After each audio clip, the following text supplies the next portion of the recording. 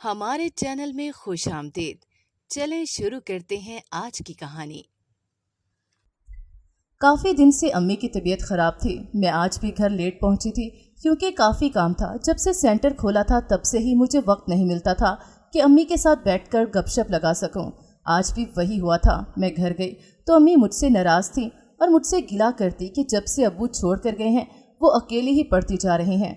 میں نے ان سے یہ سنا تو کافی افسوس ہوا تھا کہ ایک میں ہی ان کے پاس تھی، پھر بھی وہ مجھے کوس رہی ہیں۔ اگر میں نے یہ کام شروع کیا بھی تھا تو صرف ان کے لیے ہی کیا تھا، لیکن ابو کا ذکر کر کے وہ میرا سارا موڈ خراب کر دیتی تھی۔ آج بھی ایسا ہی ہوا تھا۔ میں کبھی کبھی یہ سوچتی تھی کہ کتنا اچھا ہوتا اگر ابو بھی ہمارے ساتھ ہوتے، وہ ویسے نہ ہوتے جیسے تھے تو ہم لوگ بہت اچھی زندگی گزار رہے ہوتے، لیکن انہوں نے کام ایسا چنا تھا جس میں بے ایمانی تھی اور مجھے یہ چیز بالکل پسند نہیں تھی۔ ایمانداری سے جو بھی کام ہوتا ہے برکت صرف اسی میں ہوتی ہے، پر ابو کے سامنے اگر میں اس قسم کی کوئی بھی بات کرتی تھی تو وہ مجھے یہی کہتے تھے کہ میں عمر میں جتنی چھوٹی ہوں مجھے اسی اوقات میں رہنا چاہیے تھا۔ مجھے اس بات پر کافی باتیں سننے کو ملتی تھی۔ ابو ہر چیز کو دوبارہ سے میرے سامنے لے آتے تھے کہ کاش ان کا بیٹا ہوتا تو اس کام میں ان کا ساتھ دیتا، نہ کہ انہیں یہ کام چھوڑنے کا کہتا۔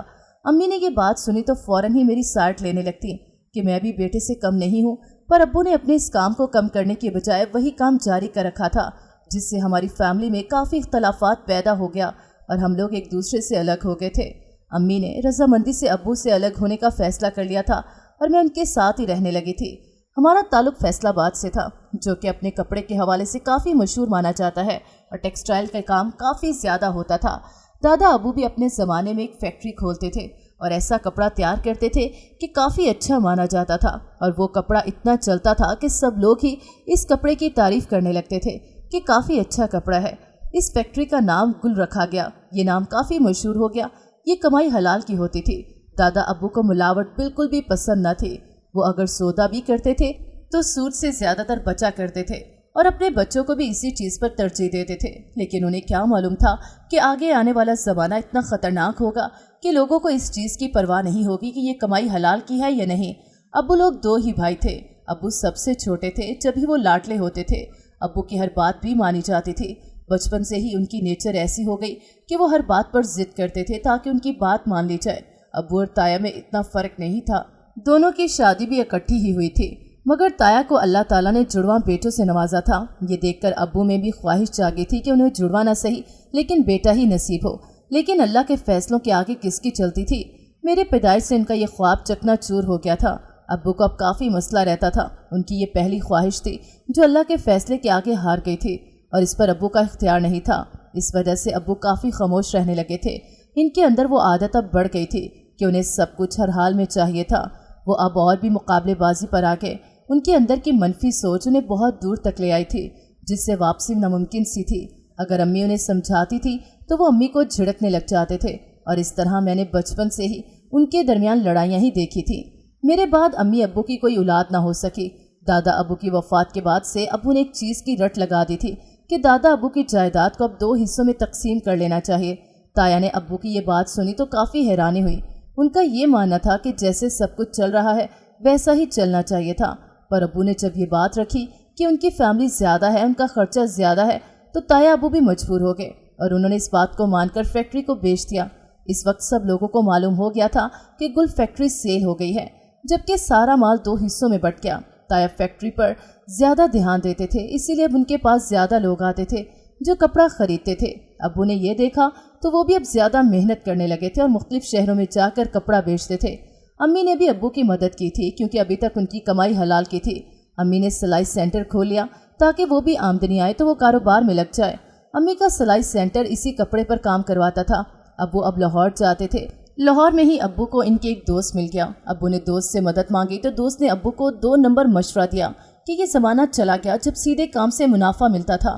ابو دوست کی بات کو سمجھ گئے، جب سے انہوں نے 2 نمبر کپڑا لینا شروع کر دیا، اور فیکٹری کے کپڑے کے ساتھ وہ 2 نمبر کپڑا بھی بیچنا شروع ہو گئے تھے، جس سے انہیں منافع ملنے لگا تھا۔ وہی 2 نمبر کپڑا سلائی سینٹر میں لگتا تھا۔ امی کو اس چیز کی خبر نہیں تھی اور لوگوں کو اسی کپڑے کی چیزیں ملنے لگیں جو کہ 1 ہفتے چلتی تھی اور پھر خراب ہو جاتی تھیں۔ لوگوں نے امی سے شکایت کرنا شروع کر دی تھی کہ وہ جدھر سے بھی کپڑا خرید رہی ہیں وہ کپڑا کافی 2 نمبر ہے۔ امی کافی شوق ہو جاتی تھی کہ ہمارا کپڑا تو مشہور کپڑا ہے۔ یہ بات ابو سے کی تو ابو خاموش ہو گئے تھے۔ امی کو اندازہ نہ ہو سکا کہ ابو ایسی حرکت بھی کر سکتے ہیں۔ امی نے فیکٹری والا کپڑا سلائی سینٹر میں استعمال کرنا بند کر دیا۔ ابو کو یہ جان کر کافی غصہ آیا کہ اس سلائی سینٹر پر ابو نے ہی سارا خرچہ کیا ہے۔ امی نے ابو کو سارا خرچہ لٹانے کا فیصلہ کیا تھا۔ اس طرح سلائی سینٹر امی کی ہو گئی تھی۔ جب ابو 2 نمبر کپڑا بیچنے سے باز نہیں آئے تو علیحدگی کا فیصلہ ہوا تھا۔ امی نے اس فیصلے کو مان لیا تھا کیونکہ ہمارے پاس سلائی سینٹر تھا جو کہ کافی اچھا چل رہا تھا اور امی کافی عقل مندی سے اس کی دیکھ بھال کرتی تھی۔ جب بھی وہ کم ہی عرصے میں کافی اچھی ترقی کرنے لگا اور بہت اچھا چل گیا تھا۔ اب وہ بھی مشہور ہو گیا تھا۔ سب لوگ ہی اس سلائی سینٹر سلائی سیکھنے بھی آنے لگے تھے۔ میری پڑھائی کی وجہ سے امی ہی سلائی سینٹر کو دیکھتی تھی اور مجھے اپنا وقت پڑھائی پر دینے کا کہتی تھی، اس لیے میں اسکول ہی جایا کرتی تھی۔ امی سے سلائی سینٹر جانے کی ضد کرتی تھی تو یہ سنتی تھی کہ میں وقت آنے پر سلائی سینٹر کو دیکھوں گی، اس پر میں چپ ہو جایا کرتی تھی۔ کالج کے وقت اب میں اپنا کچھ وقت سلائی سینٹر کو دینے لگی۔ امی نے میرے حصے سلائی سینٹر لگا دیا، جبکہ اب وہ اپنا ذاتی سلائی کا شعبہ سنبھالتی تھی۔ جدھر کپڑا سلتا تھا میں سلائی سینٹر کی نگرانی کرتی تھی۔ جدھر کافی لڑکیاں اور خواتین سلائی سیکھنے آتی تھیں، ان پر نگرانی کرتے مجھے بھی کسی حد تک سلائی آ گئی تھی۔ میرا کالج ختم ہوا تو میں نے یونی میں فیشن ڈیزائننگ میں ایڈمیشن لے لیا کیونکہ اب میری دلچسپی آرٹ میں ہی تھی۔ امی کو اس بات پر کوئی اعتراض نہیں تھا، جبکہ اس عرصے میں ابو کو ہم دونوں بھول ہی گئے تھے۔ ہمیں بس اس چیز میں دلچسپی تھی کہ ہم لوگ محنت سے اپنا کام کریں۔ میں اب یونی جاتی تھی اور اپنی پوری لگن سے کلاس لیتی تھی۔ میں ہر ایکٹیویٹی میں حصہ لیتی تھی۔ جب ہی اپنے سارے سرکل میں مشہور ہو گئی تھی۔ میری ہمیشہ ہی پہلی پوزیشن آتی تھی، اس وجہ سے سب مجھ سے ٹریٹ مانگتے تھے۔ میں بھی اچھی سی ٹریٹ دیتی تھی۔ ہمارے مالی حالات کافی اچھے تھے اور اس چیز کا شکر ادا کرتی تھی کہ امی اور میں پھر بھی اچھی زندگی ہی گزار رہے ہیں۔ میں فرینڈس کو ٹریٹ ہمیشہ اچھی جگہ پر دیتی تھی، اسی وجہ سے اس بار بھی میں نے اچھی جگہ کا انتخاب کیا اور سب کو ایک اچھے ہوٹل لے کر گئی تھی۔ ہم لوگ سبھی خوش ہو رہے تھے کہ جب اچانک ہی میری نظر سامنے میز پر پڑ گئی تو میری ساری ہنسی ہوا ہو گئی تھی۔ میری یہ غلطی تھی کہ اس چیز کا ذکر امی سے بھی کر دیا، اس وجہ سے امی کی حالت اب خراب ہوتی جا رہی تھی۔ اس دن میں نے اپنے سامنے بیٹھے ابو کے ساتھ ایک عورت کو دیکھ لیا تھا۔ اس بات کا یہ مطلب صاف تھا کہ ابو نے اس عورت سے شادی کی ہے۔ جب ہی وہ دونوں ہنسی خوشی باتیں کر رہے ہیں، میں فوراً ہی اپنے دوستوں کے درمیان سے اٹھ گئی۔ میرا سارا موڈ خراب ہو گیا تھا۔ گھر جا کر بھی امی مجھ سے پوچھتی جا رہی تھی کہ کیا ہوا ہے۔ میں نے ایک دم ہی امی کو بتایا کہ ابو نے دوسری شادی کر لی ہے، تو امی کو اس کا کافی گہرا اثر ہوا تھا۔ امی کی حالت خراب ہو گئی تھی اور اس دن کے بعد سے امی مکمل طور پر ٹھیک نہیں ہوتی تھی۔ اب سلائی سینٹر کو بھی میں ہی دیکھتی تھی۔ امی کو میں نے ریسٹ کرنے کو کہا تھا تاکہ وہ ذہنی دباؤ کا شکار نہ ہو جائے۔ اس طرح امی کی حالت کافی سنبھل گئی تھی۔ ایک رات میں سلائی سینٹر سے واپس گھر جا رہی تھی جب راستے میں ایک بوڑھے انکل کسی چیز سے ٹکرا کر زخمی سڑک پر گرے تھے۔ مجھے یہ دیکھ کر کافی حیرانی ہو رہی تھی کہ کیا زمانہ آ گیا ہے جو کوئی بھی ان کی مدد کو نہیں آیا۔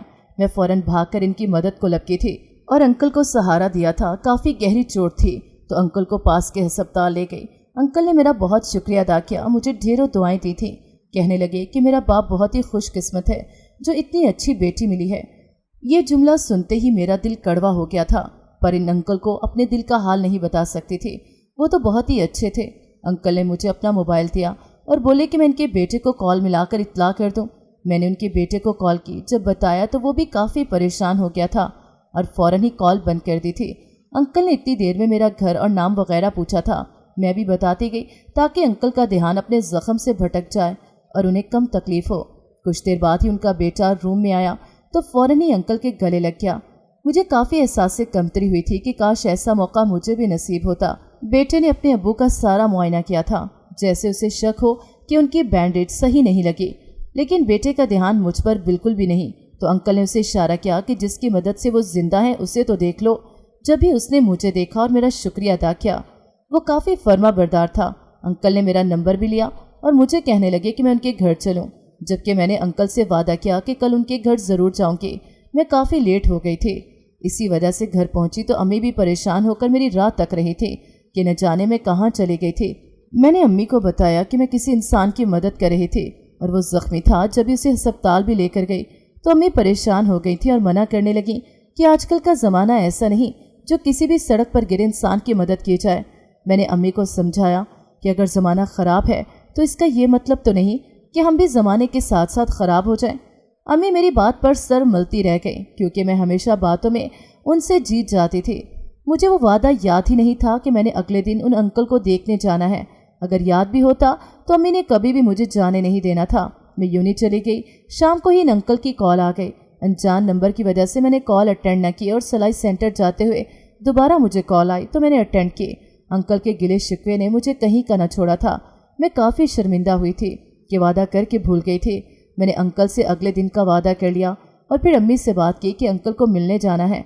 अम्मी ने साफ साफ मना कर दिया। इस पर मैंने अम्मी को भी अपने साथ चलने का कहा था। अम्मी मेरी बात मान गई और हम अगले दिन ही उनके घर चले गए। आंटी अंकल दोनों ही बहुत अच्छे थे। इनके वसाइल इतने ज़्यादा न थे।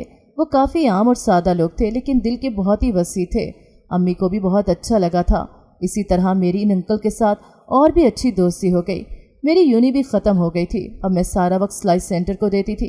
अम्मी की दोस्ती भी आंटी से काफ़ी गहरी हो गई थी और इस तरह उनकी भी रौनक लगी रहती थी। मैं भी ये बात सोचकर खुश हो गई कि उनकी एक ही औलाद थी, उनका बेटा जिसका नाम अफ़ान था। वो भी मामूली सी जॉब करता था और जब भी आंटी उससे कहती थी कि वो भी कुछ करना चाहती है तो उनका बेटा मना कर देता कि नहीं चाहता कि उसके होते हुए आंटी कुछ करे, इसलिए आंटी घर पर ही रहती थी। अफनान मुझसे 3 साल ही बड़ा था। अंकल की तबीयत काफ़ी ख़राब रहती थी। जब उन्होंने अफनान की शादी का फ़ैसला किया था और उनकी एक ख्वाहिश थी कि जो कि उन्होंने सीधा मुझसे कही थी और वो बात सुनकर ही मैं शौक हो गई। अंकल ने उसके बाद अम्मी से बात की थी। अम्मी को भी इस बात पर कोई बुराई नहीं नज़र आ रही थी। इस तरह अफनान और मेरा रिश्ता पक्का हो गया था। दोनों फैमिली खुश थी। अफनान को भी इस रिश्ते से कोई मसला न था। हम दोनों की शादी बहुत ही सादगी से हुई थी। अफनान ने मुझसे कह दिया था कि शादी के बाद मैं सिलाई सेंटर छोड़ दूंगी क्योंकि वो मेरी अम्मी का है और वो पूरी कोशिश करेगा कि मुझे खुश रख सके। ये सब सुनकर मैं भी चुप कर गई थी। अम्मी ने फिर से सिलाई सेंटर जाना शुरू कर दिया था। आंटी ने मेरी सास होने के नाते मेरी साइड ली थी कि इसमें कोई बुराई नहीं, तो अफनान इस बात पर मान गया था, जिस पे मैं काफ़ी खुश हो गई थी। अंकल की तबीयत काफ़ी बिगड़ने लगी थी। उन्होंने अफनान और मेरी जल्दी शादी करने का फ़ैसला किया था। हमारी शादी बहुत ही सादगी से हुई थी और इसमें ख़ानदान के इतने लोग भी नहीं थे। लेकिन जैसे ही मैं ससुराल गई तो सास ससुर ने काफ़ी अच्छा इस्तकबाल किया था। मेरी यही कोशिश थी कि सास ससुर को अच्छी बहू बनकर दिखाऊं और उनकी सारी तवक्को और उम्मीदों पर पूरा उतरूं। अब मैं कभी कभार ही सिलाई सेंटर चली जाया करती थी। हमारा सिलाई सेंटर बहुत मशहूर हो गया था। लोग काफ़ी शौक होते थे कि इतनी जल्दी इतना बड़ा नाम कैसे कमा लिया, लेकिन इसके पीछे अम्मी की ईमानदारी थी। मैं इस बात की तारीफ़ अपने सास ससुर के साथ भी करती थी ताकि उन्हें भी मालूम हो कि ये सिलाई सेंटर हक हलाल पर मबनी है। अब्बू के बारे में हमने सास ससुर और अफनान को सिर्फ यही बताया था कि अब्बू ने अम्मी को छोड़कर दूसरी शादी कर ली है। सभी अफसोस करने लगे थे। ससुर तो मुझे मज़ीद प्यार करने लगे थे और मुझे ऐसा लगता था कि मेरे बाप कहीं खो गया था और अब ससुर के रूप में मुझे मिला है। मैं इनका शुक्रिया अदा करती थी कि उन्होंने मेरे अंदर एक बाप के प्यार को जगाया। ससुर की तबीयत काफ़ी ख़राब होने लगी। जब ही सब लोग इनका ख्याल रखते थे और ख़ास केयर की जाने लगी। सास से इनकी हालत देखी नहीं जा रही थी। एक रात अचानक ही ससुर को दिल में सख्त दर्द हुआ था, जिसकी वजह से वो सबको बुलाने लगे। हम सब ही ससुर के पास चले गए। सब लोग ही परेशान थे। ससुर को पता चल गया था कि ये उनका आखिरी वक्त है। इसी वजह से वो बहुत ज़्यादा नसीहतें करने लगे और सबको यही कह रहे थे कि अपना ध्यान रखना है। सास भी काफ़ी रोने लगी थी, लेकिन कुछ वक्त बाद ही ससुर ने अपनी आखिरी सांसें ली थीं। हम सब के लिए यही मरहला काफ़ी सोगवार था। अफनान भी बहुत दुखी था। सास का भी बहुत बुरा हाल था। मैंने सबको संभालने की कोशिश की। सास भी सदमे में चली गई थी। लेकिन ज़िंदगी की यही रीत है कि जाने वाले को एक मुद्दत के लिए ही याद किया जाता है। इसी तरह हमारे साथ भी हुआ था। आहिस्ता आहिस्ता सब लोग अपनी रूटीन पर आने लगे थे तो ससुर को भी भूलने लगे थे। अफनान ऑफिस जाता था, इसी वजह से उसने अपना ऑफिस जारी रखा था, वरना ऑफिस वालों ने अफनान को जॉब से निकाल देना था। हमारे हालात काफ़ी ख़राब हो गए थे। मैं भी सिलाई सेंटर चला रही थी, पर उसका आधा फीसद अम्मी को देती थी और आधा ही मेरा होता था। सास ने भी ज़िद करना शुरू कर दी थी कि उन्हें भी अब कुछ ऐसा काम करना है जिससे वो मेरी मदद कर सकें या फिर अपना कोई काम शुरू कर लें। मैंने सास को मशवरा दिया था कि वो पहले सिलाई सीख लें, जब उन्हें सिलाई आ जाएगी तो वो अपना काम कर सकते हैं। सास को ये मशवरा अच्छा लगा था और अब वो भी मेरे साथ सिलाई सेंटर जाने लगी थी। मैंने भी यही सोचा था कि इसी बहाने ससुर के जाने का अरमान सास को कम लगेगा और सास अपने काम में मसरूफ़ हो जाएगी। सास ने काफ़ी जल्दी सिलाई सीख ली क्योंकि उन्हें पहले से भी आती थी। मेरा दिन काफ़ी मुश्किल गुजरता था और अफनान भी अपना ही बिजी रहता था, जिस वजह से हम एक दूसरे को काफ़ी कम वक्त देते थे अफनान की बाहर जाने की कोशिश थी, जबकि सास का ख्याल था कि अफनान को पाकिस्तान में रहकर ही अच्छा सा बिजनेस शुरू करना चाहिए। लेकिन अफनान अपनी बात पर डट गया था कि वो बाहर जाना चाहता है, क्योंकि पाकिस्तान में रहने वाला कोई भी हालात नज़र नहीं आ रहे। इसी वजह से मैं भी उनकी बात पर कोई रद्द-ए-अमल ज़ाहिर न कर सकी और अफनान ने बाहर जाने की तैयारी और भी तेज़ कर दी थी। सास काफ़ी परेशान हो गई थी। अफनान का लंदन का वीज़ा आ गया था और वो भी बाहर चला गया था, लेकिन इसने इस बात की परवाह नहीं की थी कि उसकी अम्मी और मेरी सास क्या सोच रही हैं। उसने हम दोनों से वादा किया था कि जैसे ही उसका बिजनेस सही चलेगा और वो कामयाब हो जाएगा तो दूसरा काम वो यही करेगा कि हम दोनों को अपने पास बुला लेगा। मैंने इसकी इस बात पर कोई शक नहीं किया था। मुझे उस पर यकीन भी नहीं था, क्योंकि यकीन करना काफ़ी मुश्किल था। वो वहाँ अकेला रहने वाला था और ना जाने वो किस काम में पड़ जाए, कुछ पता नहीं था। सास के जहन में एक ही बात चल रही थी कि वो मर्दाना सूट बनाएगी। इन दिनों मर्दाना सूट काफ़ी अच्छे चल रहे थे, लेकिन उनका कपड़ा नहीं मिल रहा था। अगर कहीं से अच्छा कपड़ा मिल भी रहा था तो वो काफ़ी महंगा था। मैंने सास को मना कर दिया था कि वो किसी और काम को करने का सोचें, पर सास ने इसी काम को करने में हामी भरी थी और कहने लगी थी कि किसी दुकान से वो खुद ही कपड़ा ले आएंगी, या फिर अगर दुकान ना मिली तो वो किसी फैक्ट्री से इकट्ठा कपड़ा ले आएंगी। मैंने उनके इस प्लान को सुना तो कुछ ना कहा कि कहीं वो बुरा ना मान ले, और उन्हें उनके हाल पर छोड़ दिया। सास अब खुद ही सिलाई सेंटर जाती थी और खुद ही कपड़ा खरीदती थी। उन कपड़े को काटकर उनसे अब सास काफ़ी मर्दाना कपड़े सिलाई करती थी। सास का कहना था कि वो कपड़ा काफ़ी अच्छा है और उन्हें महंगे दामों मिला है, लेकिन वो ये बात नहीं बताती थी कि वो उन्होंने कहाँ से ख़रीदा। मुझे काफ़ी अजीब लगता था, क्योंकि जिस थान को वो इस्तेमाल करती थी वो स्टोर में रखाती थी, और इसी तरह जब भी कोई आता था सास तब भी यही करती थी। वो सिर्फ मर्दाना कपड़े ही रखती थी। मुझे काफ़ी तजस्सुस होने लगा था कि ऐसी क्या बात है जो सास मुझसे वो थान छुपा रही हैं। एक दिन मैंने फैसला किया कि जाकर देखूंगी। मैं स्टोर गई तो वो थान देखकर मुझे काफ़ी शौक लगा था कि वो 2 नंबर कपड़ा लग रहा था, लेकिन फिर दोबारा यही सोच के आ गई कि सास ऐसी हरकत नहीं कर सकती हैं। पर जब भी मैं किसी भी उलझन में होती तो मुझे अल्लाह की तरफ से इशारा मिल जाता था कि वो काम सही है या गलत है, या फिर मेरी सोच ठीक है या गलत है। मैं इस बारे में काफ़ी मशहूर थी। जिस किसी को भी किसी चीज़ का पता लगाना होता था या कोई काम करवाना होता था वो मेरे पास आता था, और मैं इबादत के बाद इस चीज़ की नियत करके सो जाती थी, जिसके बाद मुझे ख्वाब आ जाता था या कोई इशारा आ जाता था। कभी कभी ख्वाब में सांप वगैरह आते, मैं समझ जाती थी कि ये इशारा कुछ गलत होने पर है। एक रात मैं सो रही थी और सोने से पहले ही अपनी सास के बारे में सोचने लगी कि आया वो अपना ये काम सही कर रही हैं या नहीं। पर अगर मैं सास पर इल्ज़ाम तराशी करती और सास को वो काम सही निकलता तो मुझे काफ़ी शर्मिंदगी होती। इसी वजह से मैं चुप थी। यही सोचकर मैं सोने लगी थी, और सोने के बाद ही अचानक की रात को मुझे ऐसा महसूस हुआ जैसे मैं एक घने जंगल में थी, लेकिन जंगल में इतनी रोशनी थी कि इस जंगल से डर नहीं लग रहा था। मैं इस जंगल में अकेली ही भाग रही थी। अचानक से सामने से काफ़ी रोशनी हुई और एक आवाज़ आई थी। मैं इस आवाज़ को पहचान गई थी। वो तो मेरे ससुर थे। अब वो अपने हाथ में पकड़े आम मुझे दे रहे थे कि मैं वो आम सबको दे दूं। मैंने देखा तो ससुर काफ़ी अफसुर्दा से थे। मैंने उनसे उनकी अफसुर्दगी की वजह पूछी तो वो कहने लगे कि मुझसे वो एक बात कहने आए हैं। मैं काफ़ी शौक हो गई थी और उनसे वो बात पूछने लगी। जब उन्होंने बताया कि सास किसी गलत काम में पड़ गई हैं और अगर उन्हें जल्द ना रोका गया तो वो काफ़ी मुश्किल पैदा कर देंगी, इस वजह से सास को रोकना है, नहीं तो काफ़ी बड़ा अजाब आ जाएगा। मैं उनसे कुछ कहना चाहती थी जब वो रोशनी आहिस्ता आहिस्ता मदम होने लगी। मैंने ससुर को पुकारा। अचानक से मेरी आंख खुल गई थी। रात के 3 बज रहे थे। मैं सोचने लगी कि ये कैसा ख्वाब था और इसका क्या मतलब था। मुझे कुछ समझ नहीं आ रही थी कि सास ऐसा क्या काम कर रही हैं। मेरा सारा शक इसी कपड़े पर गया जो सास ले रही थी। मैंने फैसला कर लिया था कि एक यही वजह हो सकती है। इस बार मैंने सास का पीछा करने का फैसला किया कि आखिर वो थान का कपड़ा किस दुकान या फैक्ट्री से लेती हैं। सास आगे वाले रिक्शे में बैठ गई थी, जबकि मैं सास से पीछे वाले रिक्शे में थी और रिक्शे वाले अंकल को पीछा करने का कहा। जब रिक्शा रुक गया तो मैं भी अपनी इस रिक्शे से बाहर निकल गई, लेकिन जैसे ही मेरी नज़र सामने पड़ी तो इस इमारत को देखकर मैं शॉक हो गई थी। मैं तो जैसे अपने माजी में खो सी गई थी। मुझे काफ़ी अफसोस हुआ था कि सास ने ये रास्ता इख्तियार किया है और वो भी अब्बू की फैक्ट्री से ख़रीद रही हैं। ये सोच मुझे चौंका चुकी थी। मैं वापस आ गई थी और फैसला कर लिया था कि सास को फौरी तौर पर मना कर दूंगी कि मुझे ये सब नहीं चाहिए। वो बेशक मेरी अम्मी के पास रह लिया करें, लेकिन सिलाई का काम आज से वो नहीं करेंगी। सास जैसे ही आई तो मैंने काफ़ी तहम्मुल से उन्हें समझाया था। सास ने मेरी बात समझ ली और मान लिया था कि अब से वो कोई सिलाई नहीं करेगी।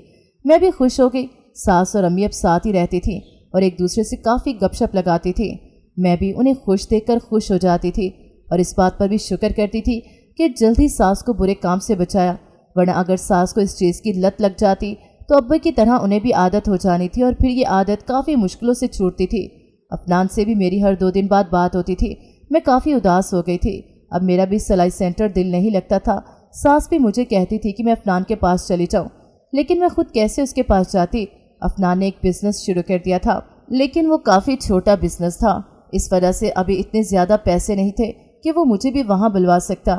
اس وجہ سے میں نے اس کا کافی انتظار کیا تھا اور یہ بھی سوچ لیا تھا کہ اگر میں لندن جاؤں گی تو وہاں جا کر باقی کی پڑھائی بھی جاری رکھوں گی۔ افنان کو گئے ہوئے 1 سال گزر گیا تھا۔ اب سب لوگ ہی مجھ سے کہتے تھے کہ ابھی تک وہ واپس کیوں نہیں آیا؟ اگر میرے جانے کا چانس نہیں بنا تو افنان تو واپس آ سکتا تھا۔ اس سوال کا جواب میرے پاس نہیں ہوتا تھا۔ مجھے کافی شرمندگی ہوتی تھی۔ لوگ بھی صحیح کہتے تھے، لیکن پھر میں یہی سوچتی تھی کہ ان منفی خیالات کو اپنے ذہن میں نہیں لانا چاہیے اور اس پر کسی بھی قسم کا شک نہیں کرنا چاہیے۔ میں نے کافی صبر سے کام لیا تھا اور لوگوں کی باتوں پر کان نہیں دھرا تھا۔ افنان سے بھی کسی قسم کا کوئی گلہ نہیں کرتی تھی، جب ہی اس سے بھی مجھ پر بھروسہ ہونے لگا تھا۔ اس کا یہی نتیجہ نکلا کہ وہ اب چھوٹی بات مجھ سے شیئر کرتا تھا۔ اس کا بزنس چلنا شروع ہو گیا تھا۔ اس نے سال بعد مجھے بلوانے کا فیصلہ کیا تھا۔ میں نے بھی تیاری کرنی شروع کر دی تھی تاکہ جیسے ہی ویزا آئے گا تو فوراً ہی افنان کے پاس چلی جاؤں۔ مجھ سے اب اور انتظار نہیں ہو رہا تھا۔ 1 سال میں نے بہت مشکل سے گزارا تھا اور پھر آخرکار مجھے میرے صبر کا پھل مل ہی گیا۔ افنان کو وہاں ایک انکل ملے تھے جن کی مدد سے ہی وہ مجھے بلوا سکا تھا۔ وہ اس انکل کی کافی تعریف کرتا تھا، لیکن میں نے اس کی بات پر کبھی دھیان نہیں دیا کیونکہ مجھے یہی لگتا تھا کہ ان انکل سے میرا کیا لینا دینا۔ میرے لندن کی ٹکٹس بک ہو گئی تھی۔ امی اور ساس کو الوداع کہہ کر میں لندن کے لیے روانہ ہو گئی۔ میں نے پہلی دفعہ زندگی میں جہاز کا سفر کیا تھا جو کافی یادگار تھا اور مجھے بہت مزہ آیا تھا۔ فلائٹ کافی زیادہ لیٹ ہو گئی تھی، اس لیے کچھ دیر بعد لندن پہنچ گئی تھی۔ افنان سامنے کھڑا میرا ہی ویٹ کر رہا تھا۔ ہم دونوں کافی عرصے بعد ایک دوسرے سے مل رہے تھے۔ افنان نے مجھے بتایا کہ اس کے ساتھ وہ انکل بھی ہیں جس کی وجہ سے افنان ترقی کر رہا ہے۔ اس نے مجھے انکل سے ملوانا چاہا تھا پر انکل واپس چلے گئے تھے۔ انکل کی میٹنگ تھی، لیکن افنان نے کچھ دن بعد ہی انکل کو لنچ پر انوائٹ کیا۔ میں نے بھی کافی تیاری کی۔ افنان جس فلیٹ میں رہ رہا تھا وہ کافی اچھا تھا، لیکن چھوٹا سا تھا۔ میں نے اس فلیٹ کو اپنی مرضی سے سیٹ کیا۔